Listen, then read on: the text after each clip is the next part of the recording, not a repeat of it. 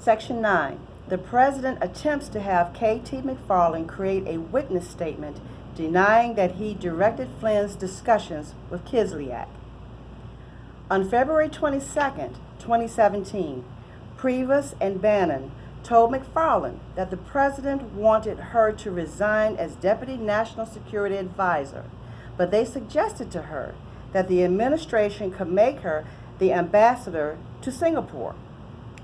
The next day, the President asked Priebus to have McFarland draft an internal email that would confirm that the President did not direct Flynn to call the Russian ambassador about sanctions. Priebus said he told the President he would only direct McFarland to write such a letter if she were comfortable with it. Priebus called McFarland into his office to convey the President's request that she memorialize in writing that the President did not direct Flynn to talk to Kislyak. McFarland told Priebus she did not know whether the President had directed Flynn to talk to Kislyak about sanctions, and she declined to say yes or no to the request. Priebus understood that McFarland was not comfortable with the President's request, and he recommended that she talk to attorneys in the White House counsel office. McFarland then reached out to Eisenberg. McFarland told him that she had been fired from her job as Deputy National Security Advisor and offered the ambassadorship in Singapore, but that the President and Priebus wanted a letter from her denying that the President directed Flynn to discuss sanctions with Kislyak. Eisenberg advised McFarland not to write the requested letter. As documented by McFarland in a contemporaneous quote-unquote memorandum for the record, end quote, that she wrote because she was concerned by the President's request. Quote-unquote, Eisenberg, thought the requested email and letter would be a bad idea.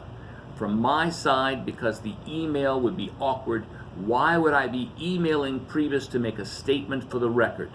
But it would also be a bad idea for the President because it looked as if my ambassadorial appointment was in some way a quid pro quo, end quote. Later that evening, Priebus stopped by McFarland's office and told her not to write the email and to forget he even mentioned it.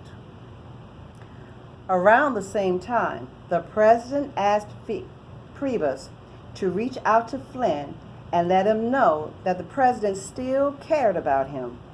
Priebus called Flynn and said that he was checking in and that Flynn was an American hero. Priebus thought the President did not want Flynn saying bad things about him. On March 31st, 2017, following news that Flynn had offered to testify before the FBI and congressional investigators in exchange for immunity, the President tweeted, quote, Mike Flynn should ask for immunity in that this is a witch hunt excuse for big election loss by media and Dems of historic proportion, end quote. In late March or early April, the President asked McFarland to pass a message to Flynn telling him the President felt bad for him and that he should stay strong.